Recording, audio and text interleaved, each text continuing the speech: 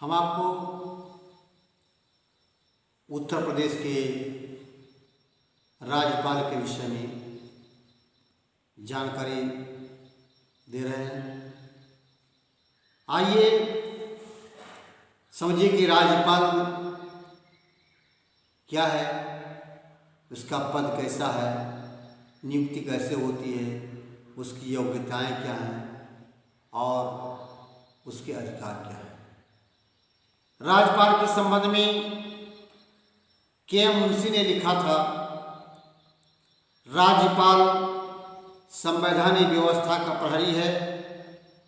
वह ऐसी कड़ी है जो कि राज्य को संघ से जोड़कर भारत की संवैधानिक व्यवस्था को बनाए रखने में योग देता है।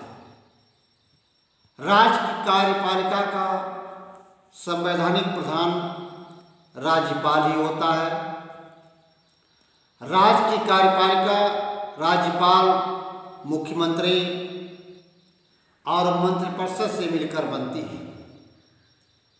हमारे देश में संघ सरकार की तरह राज्यों में भी संसदीय शासन व्यवस्था है, अर्थात राज्य की कार्यपालिका की शक्ति मंत्रिपरिषद में निहित है।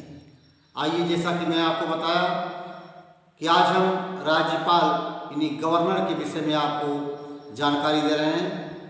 तो भारतीय संविधान के अनुच्छेद 153 के अनुसार राज्य के लिए एक राज्यपाल की व्यवस्था की गई है। राज्यपाल राज्य का संवैधानिक अधिकारी होता है। राज्य प्रशासन के सभी कार्य उसी के नाम से संपादित होते हैं। संविधान के अनुच्छेद 154 में कहा गया है कि राज्य की कार्यपालिका शक्ति राज्यपाल में निहित होगी और वह इसका प्रयोग संविधान के अनुसार या तो स्वयं या अपनी अधीनस्थ पदाधिकारियों द्वारा करेगा। अब राज्यपाल की नियुक्ति आइए, क्योंकि राज्यपाल का चुनाव सीधे नहीं होता है, इनकी नियुक्ति होती है, इसलिए जानना आवश्यक है कि राज्यपाल की नियुक्ति कैसे होती है। संविधान के अनुच्छेद 155 के अनुसार राज्य में राज्यपाल की नियुक्ति राष्ट्रपति द्वारा की जाती है, किंतु वास्तव में राज्यपाल की नियुक्ति केंद्रीय मंत्रिपरिषद की सलाह पर राष्ट्रपति द्वारा की जाती है। कार्यकाल राज्यपाल संविधान के अनुच्छेद 156 के अनुसार राष्ट्रपति के प्रसाद पर्यंत अपना पद धारण करेगा, अर्थात राज्यपाल उसी समय तक अपने पद पर कार्य कर सकता है जब तक उसे राष्ट्रपति का विश्वास प्राप्त हो। साधारणतः राज्यपाल की नियुक्ति 5 वर्षों के लिए की जाती है, किंतु इस अवधि के पूर्व भी राज्यपाल अपना त्यागपत्र राष्ट्रपति को सौंपकर अपने पद से मुक्त हो सकता है। अब आइए राज्यपाल पद की योग्यताएं क्या हैं, इसको भी जान लेते हैं। तो भारतीय संविधान का अनुच्छेद 157 और 158 में राज्यपाल पद के लिए अर्हताएं निर्धारित की गई हैं, जो इस प्रकार है। नंबर 1, वह भारत का नागरिक हो, उसकी आयु 35 वर्ष से कम न हो, वह संघ अथवा राज्य में कोई लाभ का पद धारण न करता हो। नंबर 4, वह संघ अथवा राज्य की व्यवस्थापिका का सदस्य न हो। अब आइए जान लेते हैं कि इनके वेतन और भत्ते का क्या प्रावधान है। तो राज्यपाल का वेतन 3,50,000 रुपये प्रतिमाह मिलता है। इसके अतिरिक्त उसे अन्य उन्मुक्तियाँ एवं विशेष अधिकार भी प्रदान किए गए हैं।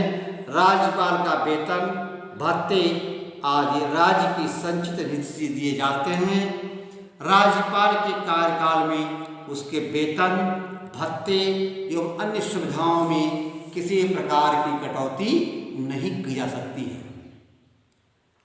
अब संविधान के अनुसार एक ही व्यक्ति 2 या 2 से अधिक राज्यों का राज्यपाल भी नियुक्त हो सकता है। अब आइए देखते हैं कि शपथ क्या है। तो राज्यपाल को अपना पद धारण करने से पूर्व संबंधित राज्य के उच्च न्यायालय के प्रधान न्यायाधीश के समक्ष संविधान के प्रति निष्ठा और कर्तव्य पालन की शपथ लेनी होती है। आइए थोड़ा देख लेते हैं कि राज्यपाल के अधिकारिक कार्य क्या है। तो राज्यपाल राज्य का प्रधान होता है और संपूर्ण राज्य की शासन व्यवस्था के लिए उत्तरदायी भी होता है।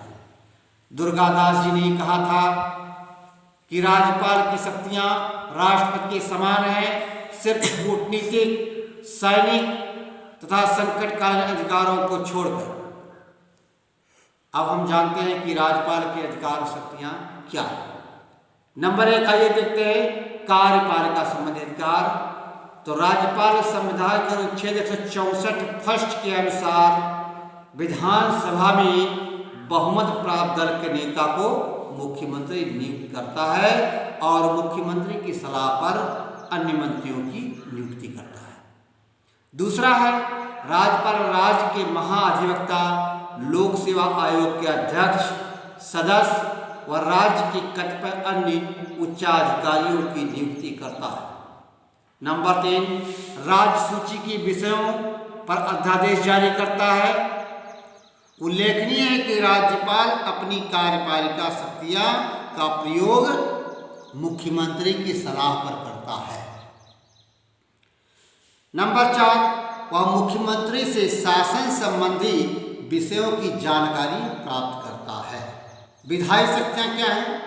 राज्यपाल विधानसभा का अधिवेशन बुला सकता है और स्थगित भी कर सकता है। आवश्यकता पड़ने पर विधानसभा को भंग कर सकता है।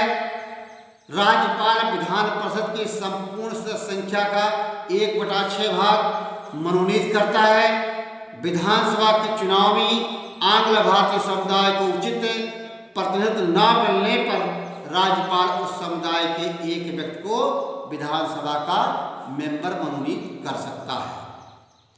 राज्य विधानमंडल द्वारा पारित विधेयक राज्यपाल के हस्ताक्षरोपरांत ही कानून के रूप में विधिक मान्यता प्राप्त करता है। वित्तीय अधिकार राज्यपाल प्रत्येक वित्तीय वर्ष के प्रारंभ में वार्षिक आय व्यय का बजट विधानमंडल के समक्ष रखवाता है। राज्यपाल की अनुमति से धन विधेयक विधानसभा में प्रस्तुत किए जाते हैं।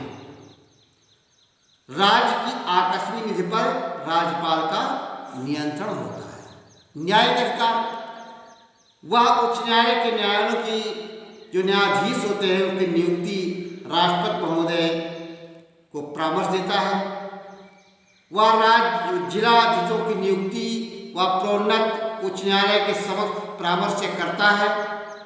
नंबर 3 वह विधानमंडल द्वारा निर्मित कानूनों को भंग करने वालों को दंडित होने पर क्षमादान कर सकता है अथवा दंड को स्थगित कर सकता है अथवा कम कर सकता है। अन्य शक्तियां भी उसको दी गई हैं। वह राज्य लोक सेवा आयोग का वार्षिक प्रतिवेदन और राज्य की आय व्यय के संबंध में महालेखा परीक्षक का प्रतिवेदन प्राप्त करता है और उन्हें विधानमंडल के समक्ष रखता है। नंबर 2 अनुच्छेद 356 के अनुसार यदि राज्य में राष्ट्रपति शासन लागू है तो वह राष्ट्रपति के प्रतिनिधि के रूप में शासन करता है। वास्तव में राज्यपाल एक संवैधानिक प्रमुख है। वह राज्य में राष्ट्रपति के प्रतिनिधि के रूप में कार्य करता है। आगे बात सुनिए। धन्यवाद।